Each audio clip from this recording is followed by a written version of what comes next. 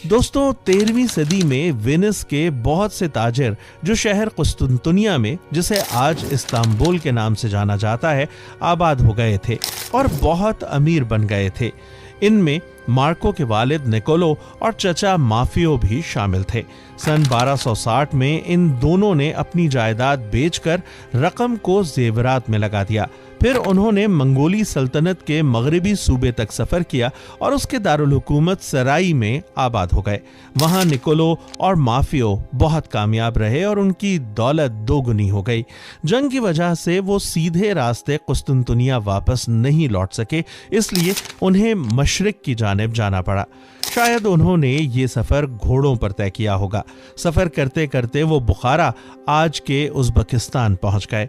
जंग की वजह से निकोलो और माफियो को बुखारा में 3 साल तक कयाम करना पड़ा। फिर उनकी मुलाकात कुछ मुसाफिरों से हुई जो चीन के शहंशाह कुबलाई खान को मिलने जा रहे थे। इस शहंशाह की सल्तनत कोरिया से लेकर पोलैंड तक फैली हुई थी। इन मुसाफिरों ने निकोलो और माफियो को अपने साथ जाने की दावत दी क्योंकि कुबलाई खान को मगरिबी लोगों से मिलने की आरजू थी। निकोलो और माफियो उनके साथ चल दिए और 1 साल के बाद वो आखिरकार शहंशाह कुबलाई खान के दरबार पहुंच गए। कुबलाई खान ने इन 2 भाइयों का खैर मकदम किया और उनसे मगरिब के मुताल्लिक बहुत से सवालात किए। शहंशाह ने निकोलो और माफियो को एक सोने की तख्ती भी दी ताकि उन्हें वेनिस वापस जाने में कोई दुश्वारी ना हो। फिर उसने निकोलो और माफियो को पोप के लिए एक खत दिया जिसमें उसने पोप से ये दरखास्त की कि हमारे लिए कम अज कम 100 दानिशमंद आदमी भेजिए जो हमारी रियाया को यूरोप के उलूम और फन सिखाएं और यसु मसीह की तालीम भी दें। इस दौरान वेनिस में मार्को पैदा हुआ। मार्को 15 साल का था जब 1269 में वो पहली बार अपने वालिद से मिला।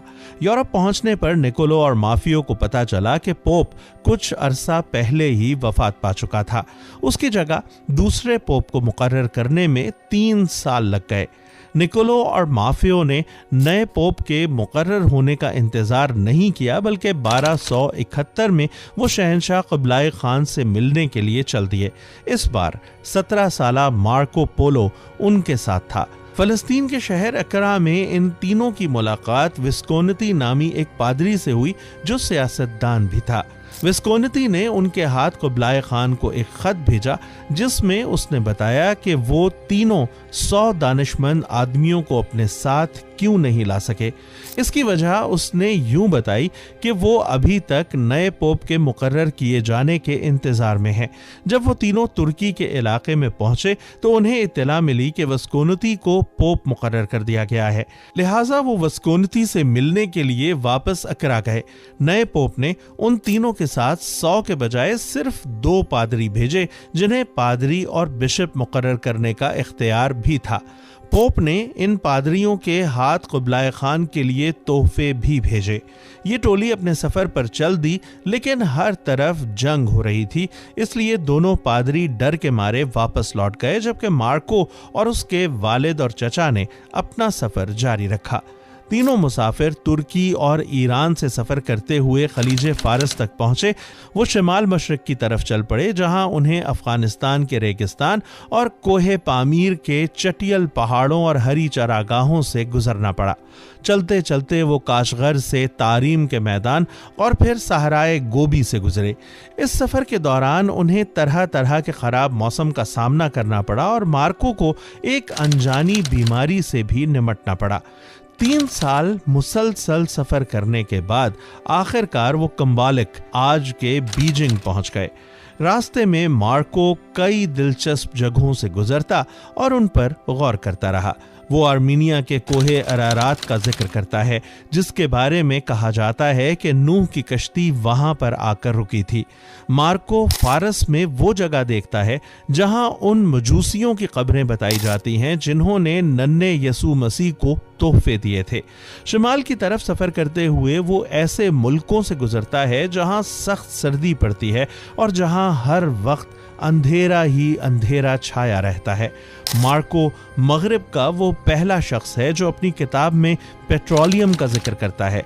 वो जाहिर करता है कि अस्बेस्टस एक जानवर का ना जलने वाला ऊन नहीं है जैसा पहले समझा जाता था, बल्कि एक मादनी चीज है जो चीन में पाई जाती है। मार्को आगे बताता है कि चीन में एक ऐसा काला पत्थर मिलता है जिसे जलाया जा सकता है। ये इतनी कसरत से वहां दस्तयाब है कि लोग हर दिन गर्म पानी से नहाते हैं। वो जहां भी जाता वहां के लोगों की आराइश और खाने पीने की चीजों के बारे में कुछ ना कुछ जरूर लिखता। वो खासकर मंगोलिया के घोड़ों के खमीरी दूध का जिक्र करता है। इसके अलावा वो हर इलाके की मजहबी रसूमों, जादूगरी और तिजारती माल के बारे में भी लिखता है। कुबलाई खान की सल्तनत वो पहली जगह है जहां मार्को कागज का पैसा इस्तेमाल होते हुए देखता है। मार्को इन तमाम बातों के बारे में बताते हुए कभी अपने जज्बात और ख्यालात का इजहार नहीं करता। वो बस यही बताता है कि उसने क्या देखा और क्या सुना। हम सिर्फ अंदाजा लगा सकते हैं कि उसने कैसा महसूस किया होगा जब डाकुओं ने उसकी टोली पर हमला करके उसके कई साथियों को मार डाला और कुछ को कैद भी कर लिया। मार्को का दावा है कि वो 17 साल तक कुबलाई खान की मुलाजमत में रहा। इस अरसे के दौरान कुबलाई खान मार्को को चीन के मुख्तलिफ इलाकों का दौरा करने भेजता रहा। मार्को इन दौरों से वापस आकर इन इलाकों के हालात की तफसीली रिपोर्ट शहंशाह को पेश करता। मार्को ये दावा भी करता है कि उसने शहर यांगचो पर हुकूमत भी की है। मार्को के इन दावों पर काफी बहस हो चुकी है। क्या जो कुछ वो कहता है वाकई सच है? ये दुरुस्त है कि मंगोलिया के लोग हुक्मरानी करने के लिए गैरों को इस्तेमाल किया करते थे, क्योंकि वो चीनी लोगों पर भरोसा नहीं करते थे। लेकिन मार्को इतना पढ़ा लिखा नहीं था। क्या इस किस्म के शख्स को वाकई ऐसा मकाम हासिल हो सकता था? ये नामुमकिन लगता है। शायद उसने अपने ओहदे को बढ़ा चढ़ा कर बयान किया था। हालांकि कई आलिम ये मानने को तैयार हैं कि मार्को किसी हद तक शहंशाह के नुमाइंदे के तौर पर काम करता था।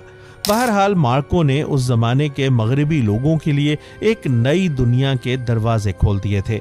मार्को चीन की अजीबो गरीब रसूमात और बेशुमार दौलत के बारे में बताता है। क्या ऐसी भी तहजीबें थीं जो यूरोप से ज्यादा अमीर थीं?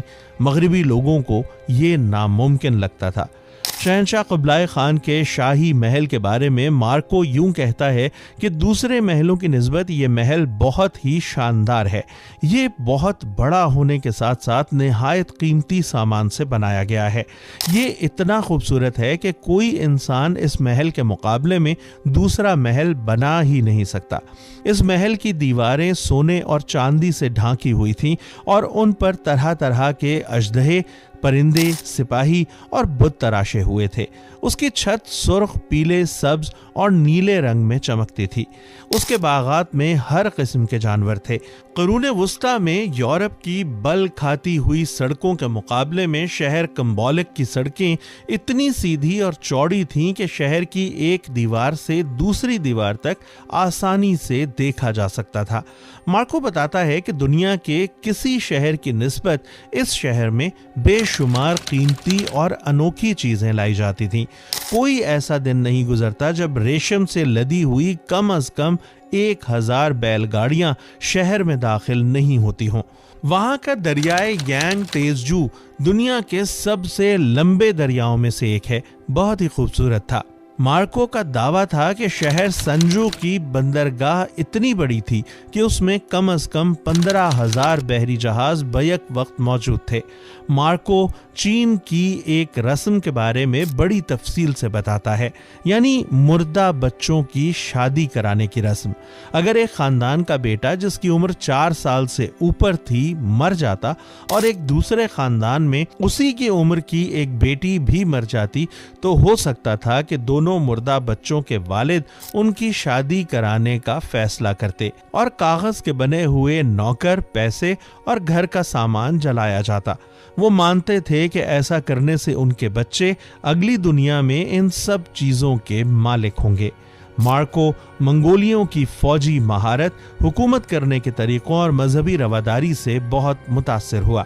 मंगोली लोग मुआशरती और मुआशी तौर पर भी बड़े कामयाब थे, क्योंकि वो गरीबों और बीमारों के लिए इमदाद का इंतजाम करते थे।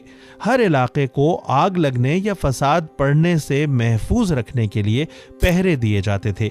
गोदामों में अनाज जखीरा किया जाता ताकि अगर सैलाब आए तो लोगों के लिए खाने का सामान दस्तयाब हो।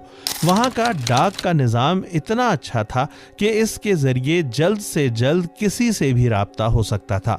मार्को जानता था कि मंगोलियों ने जापान पर हमला करने की कोशिश की थी, लेकिन वो ये नहीं कहता कि वो खुद भी जापान गया था।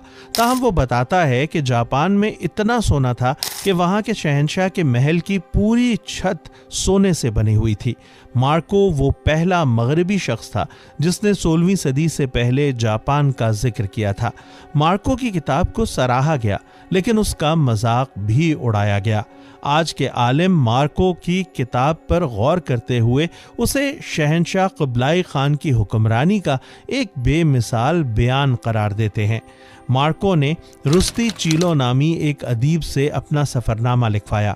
उस वक्त वेनिस अपने हमसाया शहर जेनेवा के साथ जंग लड़ रहा था। कहा जाता है कि मार्को ने उस जंग में एक बहरी जहाज की कमान संभाली, लेकिन वो दुश्मनों के हाथों गिरफ्तार हो गया। कैद में मार्को की मुलाकात रुस्ती चीलो से हुई, जिसने फ्रांसीसी और अतालवी जबानों में काफी कहानियां लिखी थीं। मार्को की दास्तान सुनकर उसमें इसे दर्ज करने की ख्वाहिश पैदा हुई। जंग खत्म होने के बाद तकरीबन 1299 में मार्को को रिहा कर दिया गया। वेनिस वापस लौटकर उसने शादी कर ली और उसकी 3 बेटियां पैदा हुईं। सन 1324 में जब उसकी उम्र 69 साल थी तो मार्को अपने शहर वेनिस में इंतकाल कर गया।